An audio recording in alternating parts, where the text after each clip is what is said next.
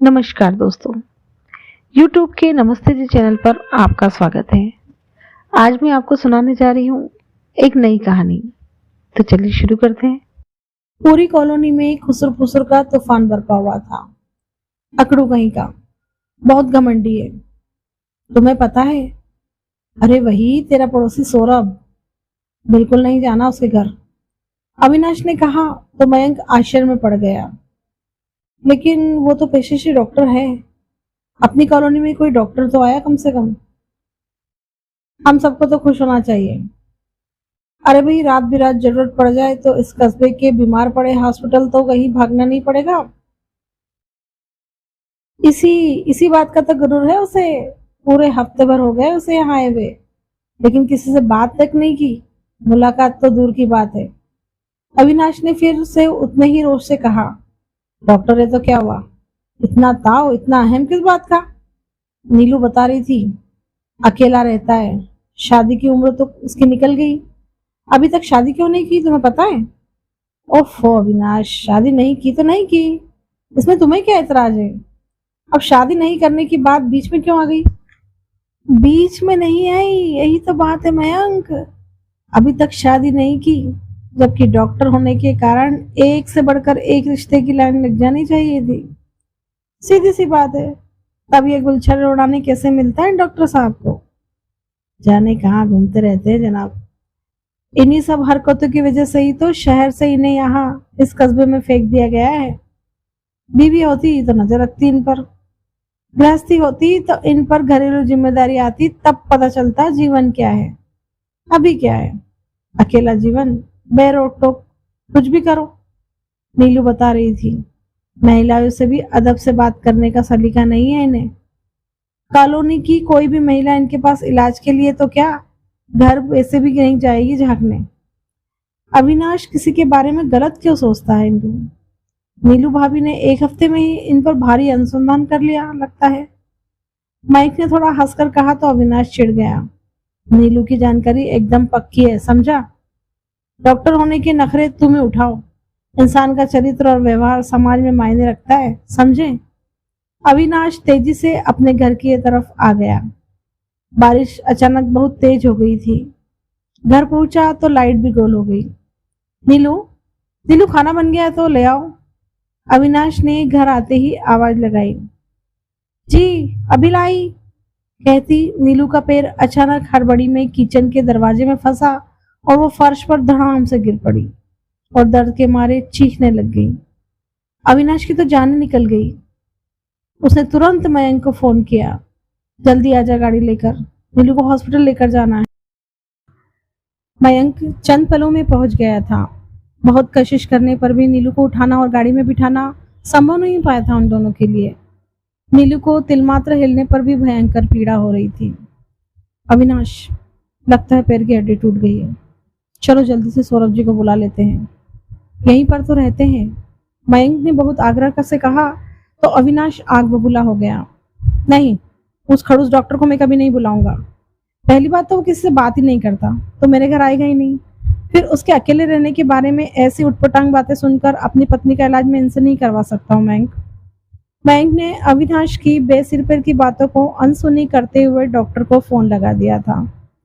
जी doctor साहब, इसी colony में आपके घर से 5वें नंबर का घर है। शायद पैर की हड्डी टूट गई है। नहीं, आपके घर तक लाने की स्थिति में भी नहीं है। क्या आप यहाँ आ सकते हैं? देख लेना, मना कर देगा ये तो। उसके आराम करने और उसके खाने पीने का समय है।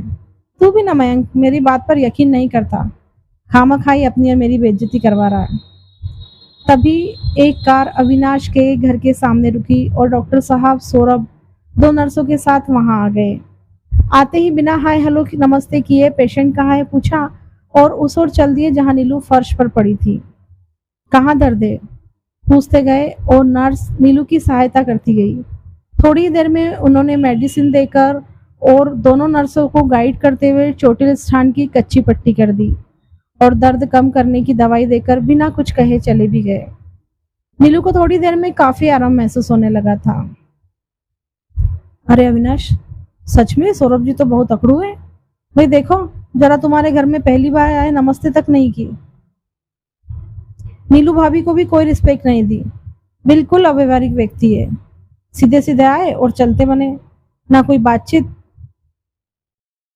हाँ, उनके खाने पीने का टाइम हो गया होगा ना। मयंक की बातें पिघले शीशे की तरह अविनाश के कानों में उतर रही थी। ना भाई मयंक, तेरे एक फोन पर ही तुरंत मेरे घर आ गए, बिना कहीं 2 नर्सों के साथ, और नीलू के साथ पूरी शिष्टता बरती उन्होंने। तत्काल इलाज कर दिया, अपने कार्य के प्रति पूर्ण समर्पित है, दिखावा नहीं करते। अविनाश ने पश्चाताप के भाव से तुरंत कहा। दूसरे दिन सुबह ही अविनाश डॉक्टर के घर जा पहुंचा। नौकर ने बैठक में बैठाया और बताया डॉक्टर साहब स्नान ध्यान कर रहे हैं। आश्चर्य हुआ था उसे, पूजा पाठ भी करते हैं ये। आते ही डॉक्टर ने अविनाश को एक्सरे करवाने के लिए कहा और वापस मुड़े ही थे कि अविनाश ने, आपका बहुत शुक्रिया सर, कल आपने मेरे घर आकर मेरी वाइफ का इलाज कर दिया। मैं तो आपको अकड़ू और घमंडी समझते थे ना। इस बार डॉक्टर रुके और थोड़ा सा मुस्कुरा दिए। अब अविनाश की हिम्मत बढ़ गई थी। जी सॉरी सर, पर वो आप किससे बात नहीं करते हैं, और आपकी, हाँ, शादी भी नहीं हुई है मेरी अभी तक। क्यों नहीं हुई यही जानने को उत्सुक है ना आप? थोड़ा गंभीर स्वर में वो बोल उठे तो अचानक अपने मन का चोर पकड़े जाने से अविनाश सबका पासा गया। नहीं नहीं, मेरा मतलब ये नहीं था, कहना चाहा था उसने।